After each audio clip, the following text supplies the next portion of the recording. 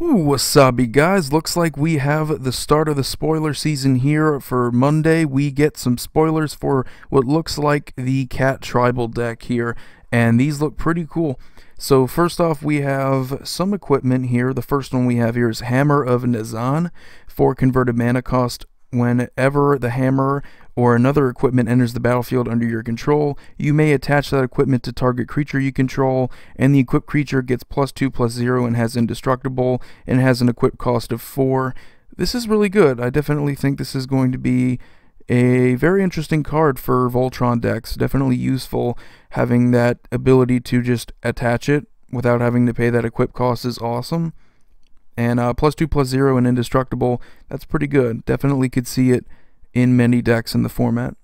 The next we have Bloodforged Battle Axe, 1 converted mana cost here. Equipped creature gets +2/+0, and whenever equipped creature deals combat damage to a player, create a token that's a copy of Bloodforged Battle Axe. Wow, that's very interesting.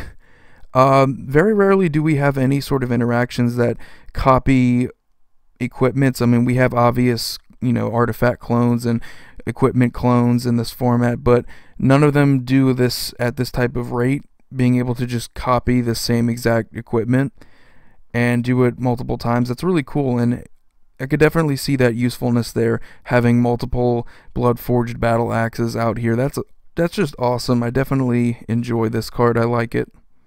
Next we have Traverse the Outlands, 5 converted mana cost here in green, and you get to search your library for up to X basic land cards, where X is the greatest power among creatures you control, and you get to put those cards onto the battlefield tapped and then shuffle your library.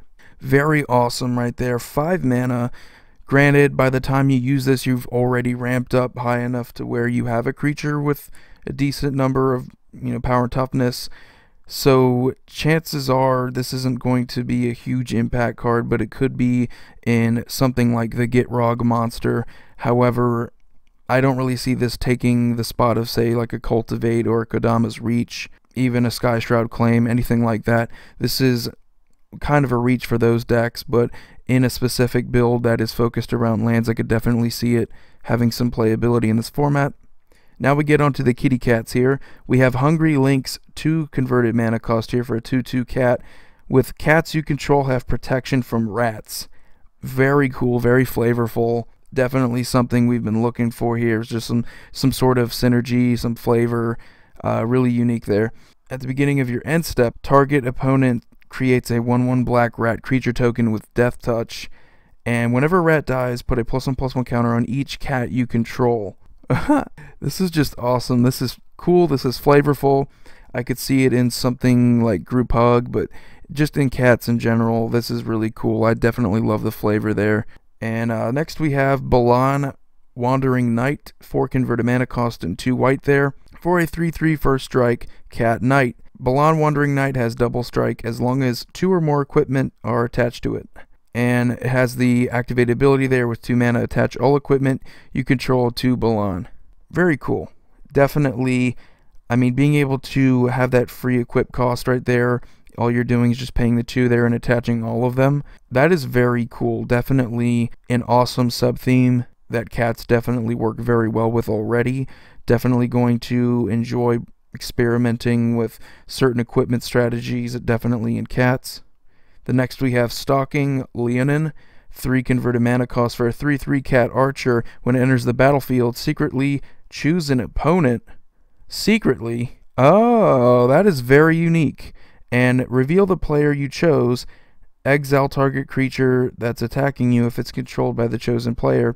Activate this ability only once. So basically how this works is, it enters the battlefield and you choose an opponent, but you don't tell anybody. You just keep that in your head. And you get to reveal the player that you chose, and you get to exile target creature that's attacking you if it's controlled by the chosen player. So I'm guessing how this works is you write this down on a piece of paper, or you do this secretly. You have it face down, and then you reveal it. So you can't just keep it in your head. You actually have to write this down, but don't reveal it to anybody else. And if that player happens to attack you, you get to exile it. So it's very interesting. Don't know if it's going to see too much play. It's just a cool cat there, I guess.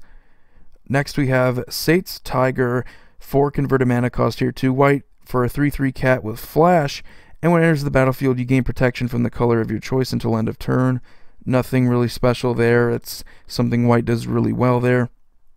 The next we have Alms Collector here, 4 converted mana cost for a 3/4 flash cat cleric, and if an opponent would draw 2 or more cards, instead you and that player each draw a card. So very similar to Notion Thief here. Not as good though, because instead of just stealing the card draw, both you and that player get to draw a card, so there's the difference right there. But very unique. Also has flash, so it could definitely see some play. I don't think it's too powerful, but it is another cat. Then we have Mary. She's making a comeback here. Weatherlight Duelist here. 3 converted mana cost here. Celestia colors for a 3/2 cat warrior with first strike. Whenever Mary Weatherlight Duelist attacks, each opponent can't block with more than 1 creature this combat.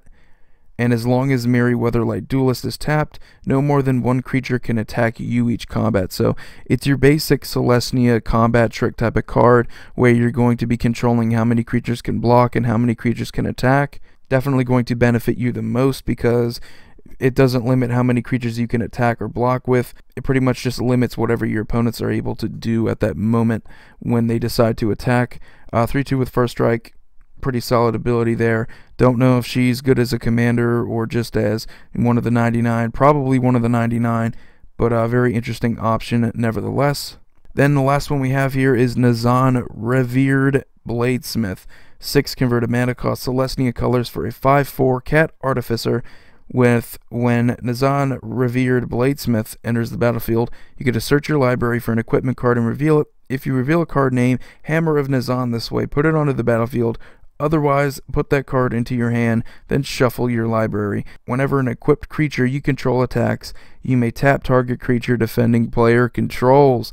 Holy crap, is this cool. Definitely a Voltron Commander option if I've ever seen one. It's in the right colors too, so not only are you going to have a ton of equipment options, but you're also going to have some auras as well. Not necessarily the best route. You're probably going to go with primarily just an equipment strategy. But very cool, the fact that it synergizes with the hammer and you can actually search it up. It's very unique, and you get to put it into play, which is incredible because when it enters the battlefield, it automatically just attaches to a target creature you control, and it gets +2/+0 and has indestructible. So really for 6 mana, you get a 7/4 with indestructible that if you happen to recast it, you get another equipment from your deck. So very cool, very unique. And really just a powerful option as a commander. Definitely see this seeing a ton of play. Very cool that we have this diversity. And let me know what you guys think. Do you like the cat tribe so far? Does this make you want to get the deck any more or less? Let me know in the comment section below. Anyway guys, stay tuned. Tomorrow we will get more spoilers likely. You guys take it easy. Have a wonderful day. Void here signing off.